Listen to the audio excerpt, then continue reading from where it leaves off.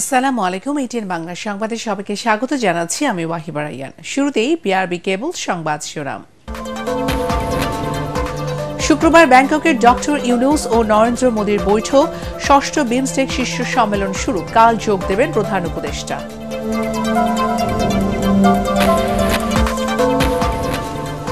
চরমপন্থাকে মাথা চাড়া দেওয়ার সুযোগ দেওয়া হবে না, হার্ডলাইনে যাওয়ার ঘোষণা তথ্য উপদেষ্টার। গণতান্ত্রিক প্রক্রিয়ায় ফিরতে সর্বোচ্চ গুরুত্ব দিচ্ছে সরকার।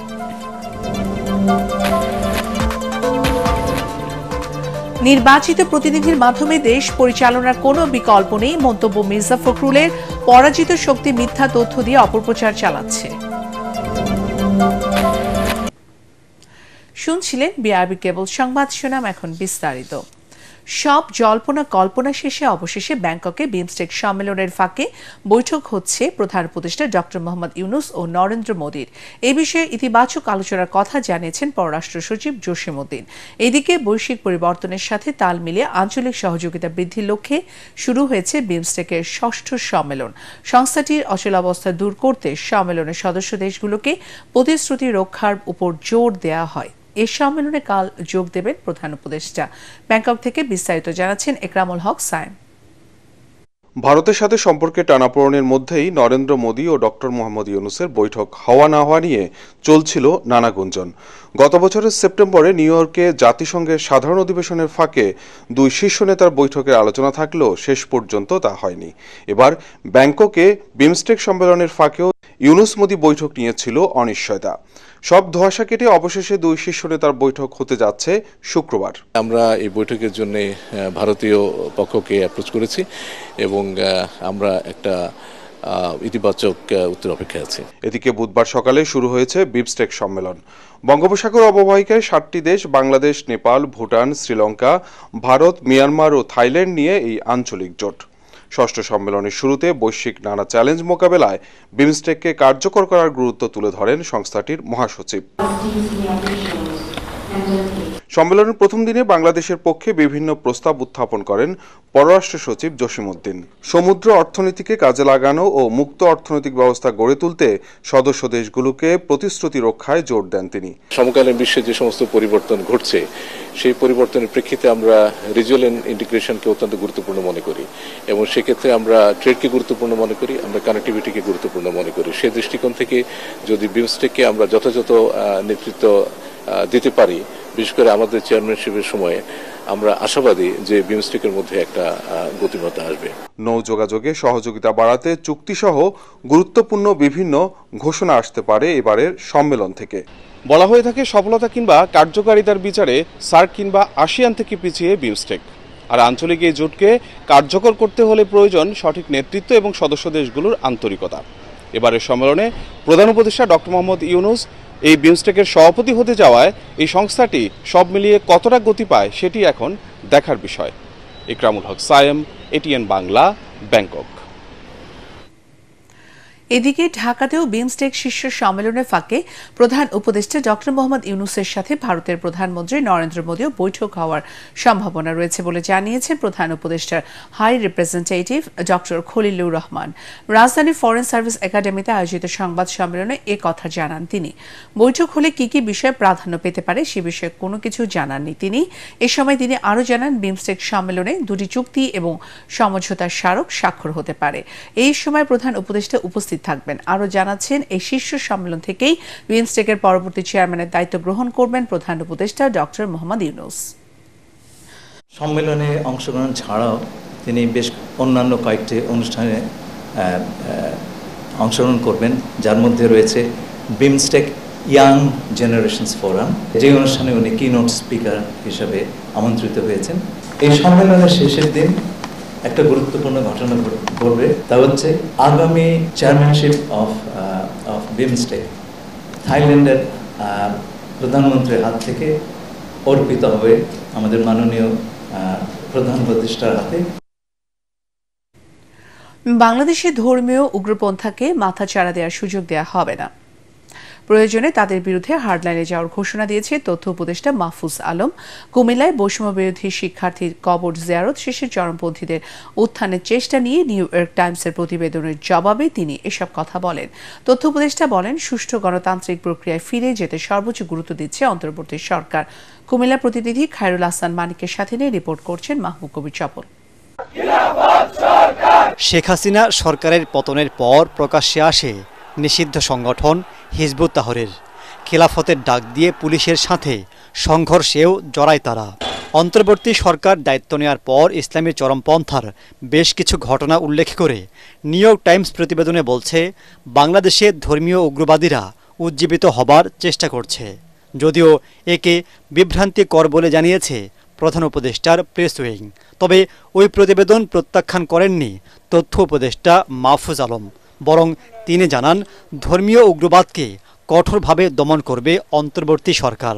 ওনারা বলতেছেন যে এখানে একটা চরমপন্থা বা উগ্রপন্থার সুযোগ তৈরি হয়েছে নতুন যে পরিস্থিতির কারণে, হাসিনা চলে যাওয়ার কারণে।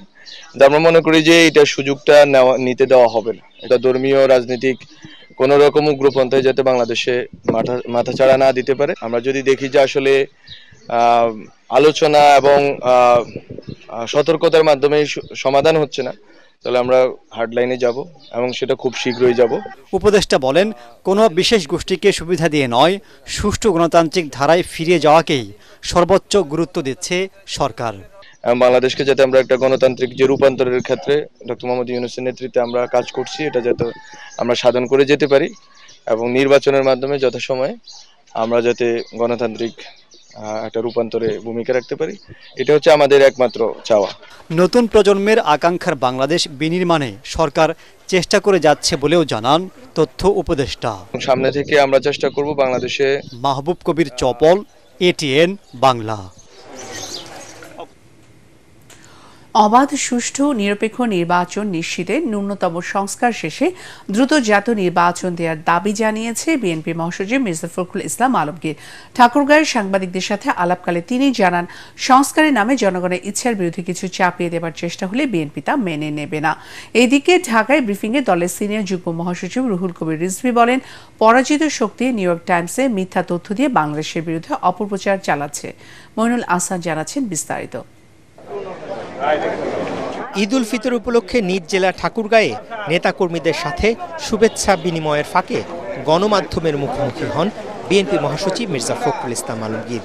এ সময় তিনি বলেন, পরিকল্পিতভাবে সংস্কার ও নির্বাচনকে মুখোমুখি দাঁড় করানো হচ্ছে। আমরা কখনোই এই কথা বলিনি যে আগে নির্বাচন তারপরে সংস্কার। এটা যদি কেউ বলে থাকে, একটা ভুল ব্যাখ্যা দেওয়া হচ্ছে, জনগণকে বিভ্রান্ত করা হচ্ছে। আমরা বলছি যে নির্বাচন সুষ্ঠু, অবাধ, নিরপেক্ষ নির্বাচনের জন্য ন্যূনতম যে সংস্কারগুলো করা দরকার সেটা করতে হবে। তিনি এও বলেন, সংস্কারের নামে কোনো কিছু চাপিয়ে দিলে জনগণ তা মেনে নেবে না। জনগণের নির্বাচিত প্রতিনিধি দ্বারা দেশ পরিচালনার কোনো বিকল্প নেই বলেও মন্তব্য করেন মির্জা ফখরুল। আর যারা এসছেন সংস্কারে খুব জ্ঞানী মানুষ, তারা যদি জনগণের বাইরে গিয়ে কিছু করেন, সরি টু সে, আমরা সেটাকে সমর্থন করতে পারবো না। যারা নির্বাচিত তারা দেশ চালায়। তো এই যে আমরা একটা জুজুর ভয়ে থাকি যে রাজনৈতিক দলগুলো স্বৈরাচার হয়ে ওঠে, স্বৈরাচার হয়ে উঠলে তো আওয়ামী লীগের মতো অবস্থা হয়। এদিকে নয়াপল্টনে দলের কেন্দ্রীয় কার্যালয়ের সংবাদ সম্মেলনে বিএনপির সিনিয়র যুগ্ম মহাসচিব রুহুল কবির রিজভী বলেন, অবৈধভাবে অর্জিত অর্থ ব্যবহার করে আওয়ামী লীগ নেতারা দেশে বিশৃঙ্খলা সৃষ্টির পায়তারা করছে। নিউ ইয়র্ক টাইমসে বাংলাদেশে আবার ইসলামী উগ্রবাদের উত্থান ইত্যাদি বলে আপনার যে প্রতিবেদন প্রকাশ হয়েছে, আজকে যারা পরাজিত শক্তি, সেই পরাজিত শক্তি এবং তাদেরকে যারা মদত দেয়, তাদের যৌথ প্রচেষ্টা এর মধ্যে থাকতে পারে। বাংলাদেশের যারা নাগরিক, তারা তো কেউ জানে না এখানে উগ্রবাদের উত্থান হয়েছে কোথায়। রিজভী অভিযোগ করেন, বিচ্ছিন্ন কিছু ঘটনাকে কেন্দ্র করে কয়েকজন উপদেষ্টা পরিকল্পিতভাবে বিএনপির বিরুদ্ধে অপপ্রচার চালাচ্ছেন। মইনুল আহসান, এটিএন বাংলা, ঢাকা।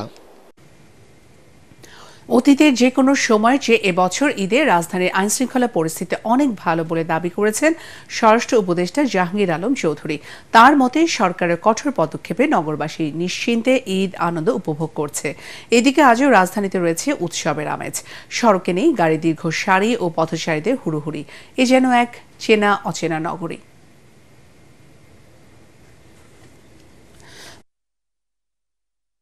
আপনারা ভালোভাবে ঘুমাইতে পারেন, তারা জেগে থাকবে, জনগণ যেন ঠিকভাবে ঘুমাতে পারে, তাদের যেন কোনো ধরনের সমস্যা না হয়। আর আরেকটা জিনিস হলো, আমরা কোনো ধরনের সন্ত্রাসীদের ছাড় দিব না। চলমান তাপপ্রবাহ আগামী 24 ঘন্টায় কমে আসতে পারে, তবে চলতি মাসে আরও অন্তত একটি তাপপ্রবাহ বয়ে যেতে পারে বলে জানিয়েছে আবহাওয়া অধিদপ্তর। একই সাথে এ মাসে বঙ্গোপসাগরে দুটি লঘুচাপের আশঙ্কা আছে। এপ্রিলের দ্বিতীয়ার্ধে আবারও দেশে বয়ে যেতে পারে তীব্র তাপপ্রবাহ। ফজলে রাব্বি রিপোর্ট। মার্চ মাসের শেষ সপ্তাহে চৈত্রের দাপট শুরু হয় প্রকৃতিতে।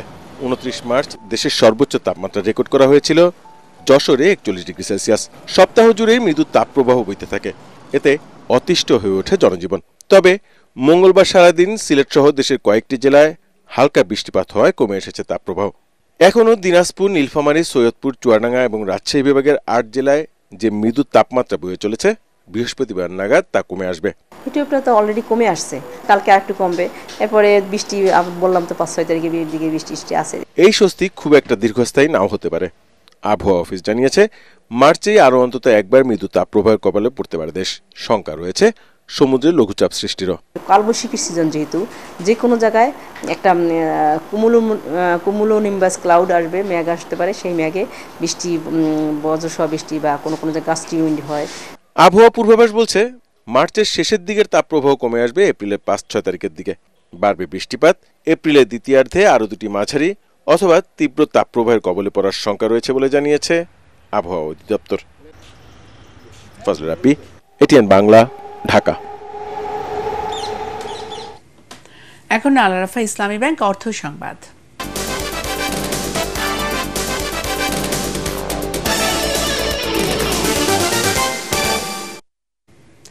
ঈদের তৃতীয় দিনে সকাল থেকে নারায়ণগঞ্জ শহরের বিভিন্ন বিনোদন কেন্দ্রে পরিবারের সদস্যদের নিয়ে ভিড় করছেন দর্শনার্থীরা। অনেকে আবার নদীতে পরিবার কিংবা বন্ধুদের সাথে নিয়ে নৌকায় ঘুরছে। শহরের পাশে বয়ে যাওয়া শীতলক্ষা নদীতে নৌকা কিংবা স্পিড বোটে কেউ কেউ ঘুরে বেড়াচ্ছে ঈদের দীর্ঘ ছুটিতে। নগরে একাধিক বিনোদন কেন্দ্রে সাধারণ মানুষের ভিড় বাড়ছে, বিশেষ করে নগর পার্ক, দেওভোগ লেক ও পঞ্চবটি সিটি কর্পোরেশনের পার্কের বিভিন্ন রাইডে চড়ে ঈদের আনন্দে মেতে উঠছে সকলে। এছাড়া নগরের বাইরেও সোনারগাঁও জাদুঘর, পানাম সিটি ও তাজমহল সহ বিভিন্ন বিনোদন কেন্দ্রে রয়েছে উপচে পড়া ভিড়। এখন আন্তর্জাতিক সংবাদ।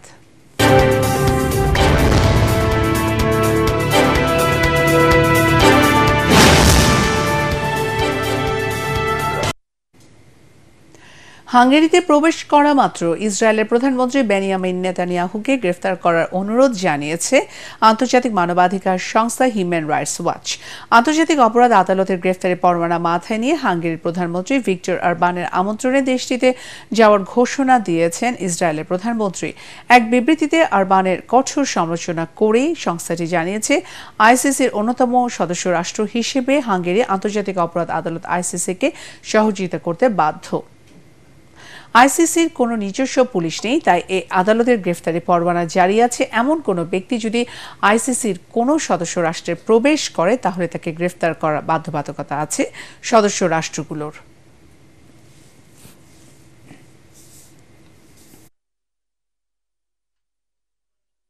এখন পার্টেক্স খেলার খবর।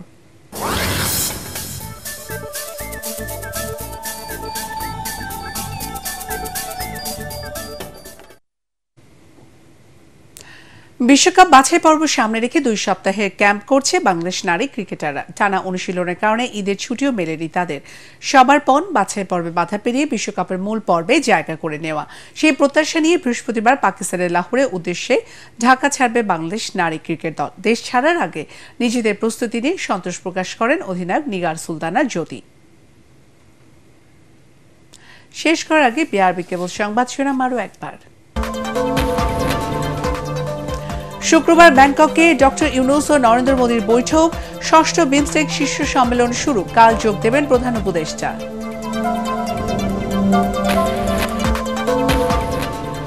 চরমপন্থাকে মাথাচাড়া দেওয়ার সুযোগ দেওয়া হবে না, হার্ড লাইনে যাওয়ার ঘোষণা। তথ্য উপদেষ্টার। গণতান্ত্রিক প্রক্রিয়ায় ফিরতে সর্বোচ্চ গুরুত্ব দিচ্ছে সরকার।